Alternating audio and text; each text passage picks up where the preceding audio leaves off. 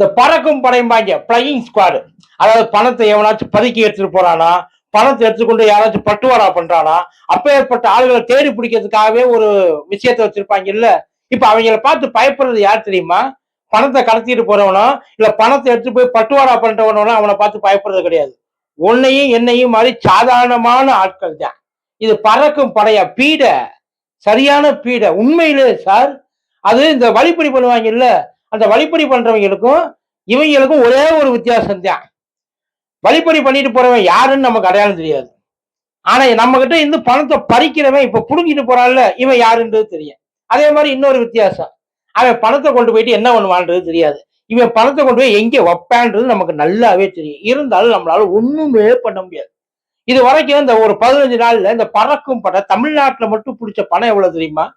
கிட்டத்தட்ட 300 கோடி ரூபாய். அதாவது ரொக்கமாவும், நகையாவும், வெள்ளியாவும், இது போதை பொருளாவும், அதுக்கப்புறம் இந்த இது சரக்கு, இதெல்லாம் சேர்த்தாப்புல கணக்கு ரொக்கமா மட்டும் கிட்டத்தட்ட 62 கோடி ரூபாய் பிடிச்சிருக்காங்க தமிழ்நாட்டுல என்டையரா. 62 கோடி ரூபாய். நகையா மட்டும் எவ்வளவு பிடிச்சிருக்காங்க தெரியுமா? தங்கமும் வெள்ளியுமா நகையா மட்டும் கிட்டத்தட்ட 200 கோடி ரூபாய்க்கு சீஸ் பண்ணிருக்காங்க. இது அத்தனையும் எடுத்துக்கொண்டு இப்ப கருவூலத்துல கொண்டு போயிட்டு வச்சுட்டாங்க. புட்டிங்க கொண்டு அவன் கெஞ்சி இருக்கான். இந்த 62 கோடி ரூபாய் சொன்ன பாத்தீங்களா? அந்த 62 கோடி ரூபாய் என்ன மாதிரியான நகை அந்த பணம் எல்லாம் உள்ள போயிருக்கு தெரியுமா? ரொக்கம் அவன் அவசரத்துக்கு எடுத்துட்டு போனது, ஆஸ்பத்திரிக்கு எடுத்துட்டு போனது, பீஸு கட்ட எடுத்துட்டு போனது, கல்யாணத்துக்கு எடுத்துட்டு போனது, வேற ஏதாச்சும் கடனை அடைக்கிறதுக்கு எடுத்துட்டு போனது, ஆடு மாடு கோழி இதை வித்து வியாபாரம் பண்ணவங்க உரம் வாங்க போனோம். இந்த மாதிரி காசு தான் இங்க போய் சிக்கிருக்கு. 90% இந்த மாதிரி காசு அவன் கடந்து கெஞ்சுறாங்க. ஒரு அம்மா இந்த நகை சொன்னலையே 200 கோடி ரூபாய் நகை, அந்த 200 கோடி ரூபாய் நகை எப்படி தெரியுமா போய் சேர்ந்திருக்கு? ஒரு அம்மா பழைய நகையை கொடுத்துட்டு புது நகையை எடுத்துட்டு வந்திருக்கு. அந்த புது நகைக்கு அவன் பில்லு போட்டானா என்னன்றது தெரியல. புது நகை தான் அது. அந்த நகையை கொண்டாந்து வச்சதுக்கு அந்த பழைய நகைக்கு பில்லு எங்கப்பா அப்படின்னு கேட்டிருக்காங்க. பழைய நகைக்கு பில்லு எங்க போக? புது நகைக்கு பில்லு கேட்டேனாலும் நியாயம், அதை கொடுக்குறாங்க. பழைய நகைக்கு பில்லு எங்க போக? இப்ப மாட்டுச்சந்தை நடக்கும். வார வாரம் பல இடங்கள்ல நம்ம ஏரியால சுத்தி மாட்டுச்சந்தை நடக்கும். அந்த மாட்டுச்சந்தைக்கு போறவங்க கையில குறைஞ்சபட்சம் ஒரு 2-3 லட்சம் கொண்டு போவாங்க. இப்ப அந்த மாட்டுச்சந்தை அடி வாங்கி கிடக்கு. ஏன்னா போறப்ப புடுங்கிக்கிட்டான்னா திரும்ப அவங்ககிட்ட போயிட்டு இதுக்கு ஏதுடா இது அப்படின்னு கேட்டா நம்ம எங்க கொண்டு கடை வாங்கின காசுக்கு ஏது சார் காசு இது ரசீது? இல்ல மாடு வாங்கினது ஆடு வாங்கினது இதுக்கெல்லாம் ஏது ரசீது? அவங்க என்ன பெரிய கார்பரேட் கம்பெனியா வச்சு ரன் பண்ணிட்டு இருக்காங்க. காலகாலமா இப்படித்தான் நடத்திட்டு இருக்காங்க. திடீர்னு வந்து எல்லாத்தையும் காசு கொடு, 50,000 மினிமம் கொண்டு போனா பிடிச்சிடலாம். இப்ப 50,000ன்றது ஒரு அம்மா ஆஸ்பத்திரிக்கு போயிருக்கு. திருப்பூர்ல ஒரு அம்மா ஆஸ்பத்திரிக்கு போயிருக்கு. ஆஸ்பத்திரிக்கு போறதுக்கு கையில 2 லட்சம் ரூபாய் பீஸ் கட்டுறதுக்கு எடுத்து போயிருக்கு.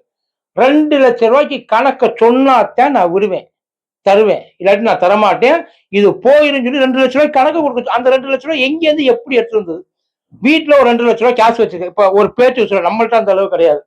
யாரோ ஒருத்தர் சேர்த்து வச்சிருக்கா, ஒரு 2 லட்சம் ரூபாய் 3 லட்சம் ரூபாய் கேஷ் எடுத்து வச்சிருக்கா.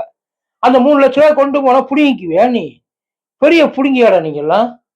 ஆனா இங்க பாருங்க, வேற ஒரு பக்கம்லாம் வந்து அதெல்லாம் நல்லாவே தெரியும். இப்ப இவங்க பிடிச்சு வச்சிருந்த 300 கோடி ரூபாயும், இந்த 200 கோடி ரூபாய் நகை, இந்த ஒரு 62 கோடி ரூபாய் பணம், இது அத்தனையும் ஏமாந்தவங்களுது. நம்மள மாதிரி ஏமாந்தவங்களுது. இப்ப கொண்டு போய் கருவூலத்துல சேர்த்துட்டு எது திரும்ப கொடுப்பியா? இப்ப கேள்வியே அவனுக்குள்ள, திரும்ப எப்போ கொடுப்ப? ஏன்னா எலெக்ஷன் முடிகிற வரைக்கும் நீ பண்ண மாட்டேன். எலெக்ஷன் முடிஞ்சதுக்கு அப்புறம் எவங்கிட்ட போய் கேட்கறது? இப்ப அப்பயே என்ன சொல்லுவாங்க, நீ ரசீதை கொண்டு வா, இது ஒண்ணுதுதான் சொல்லி விட்டுட்டு போவா. சார் பர்பஸா கொள்ளையடிக்கிறாங்க சார். எலெக்ஷன் முடியும் அப்புறம் பணம் பட்டுவாடா பண்றப்ப எவனாச்சும் ஒருத்தன் அதை பிடிக்கல, போட்டோ எடுத்து போட்டா, வீடியோ எடுத்து போட்டான்னா இருக்கிற அத்தனை வயலும் ஜெயிலுக்கு போயிடணும்.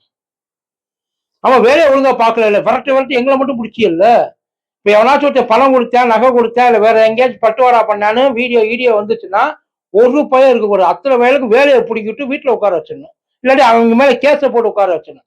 எங்க காசை மட்டும் புடுங்க தெரியுது இல்ல, எங்க நகையை மட்டும் புடுங்க. இப்ப இதுக்கெல்லாம் நாங்க எங்க சார் போறது? ஏன் அவங்கள கட்சி பணம்னு சொல்லிட்டு எதுவுமே அவங்க இது வரைக்கும் ஒண்ணும் ஓட முடியும். அவங்க என்ன லூசு பயணம் இப்ப கொண்டு போய் காசை கொடுக்கறதுக்கு?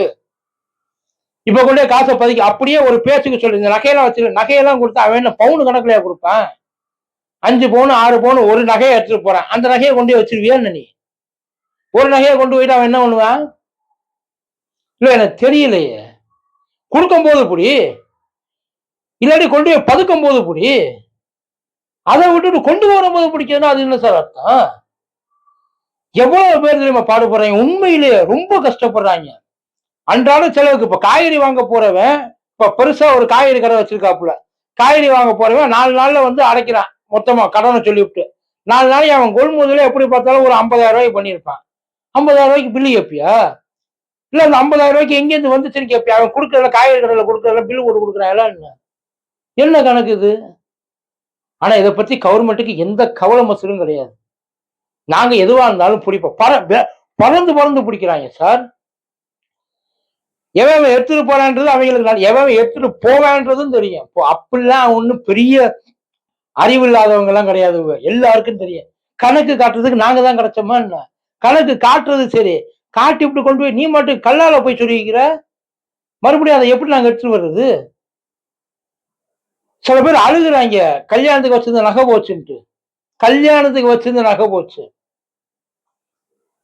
இதெல்லாம் இது எல்லாம் தான் உட்கார்ந்து பண்ணிட்டு இருக்கீங்களா என்ன?